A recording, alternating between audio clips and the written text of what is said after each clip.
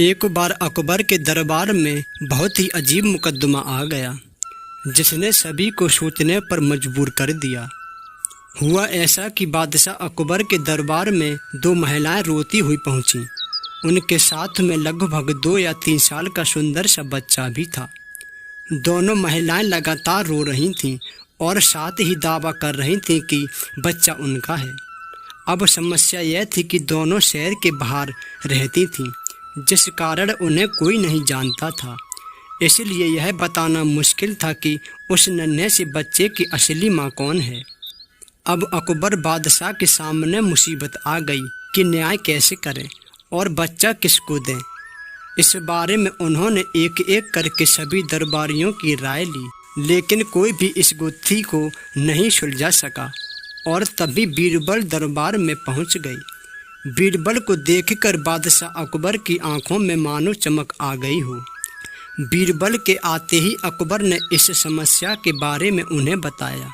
अकबर ने बीरबल से कहा कि तुम ही इस समस्या का समाधान करो। बीरबल कुछ सोचते रहे और फिर जल्लाद को बुलाने के लिए कहा। जल्लाद के आते ही बीरबल ने बच्चे को एक जगह बैठा दिया और कहा, एक काम करते हैं, इस बच्चे के 2 टुकड़े कर देते हैं। एक एक टुकड़ा दोनों माँ को दे देंगे। अगर इन दोनों महिलाओं में से किसी एक को यह बात मंजूर नहीं है तो जल्लाद उस महिला के 2 टुकड़े कर देगा। यह बात सुनते ही उनमें से एक महिला बच्चे के टुकड़े करने की बात मान गई और बोली कि उसे आदेश मंजूर है। वह बच्चे के टुकड़े को लेकर चली जाएगी। लेकिन दूसरी महिला बिलख बिलख कर रोने लगी और बोलने लगी, मुझे बच्चा नहीं चाहिए, मेरे 2 टुकड़े कर दो, लेकिन बच्चे को मत काटो। यह बच्चा दूसरी महिला को दे दो। यह देखकर सभी दरबारी समझ गए कि जो महिला डर की वजह से रो रही है वही दोषी है।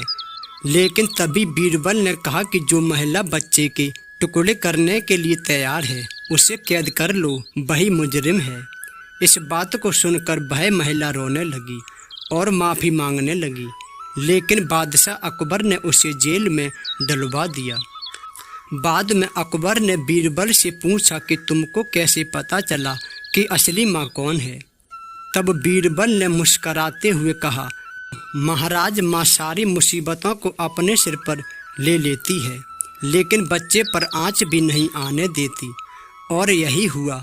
इससे पता चल गया कि असली माँ वो है जो खुद के टुकड़े करवाने के लिए तैयार है, लेकिन बच्चे के नहीं।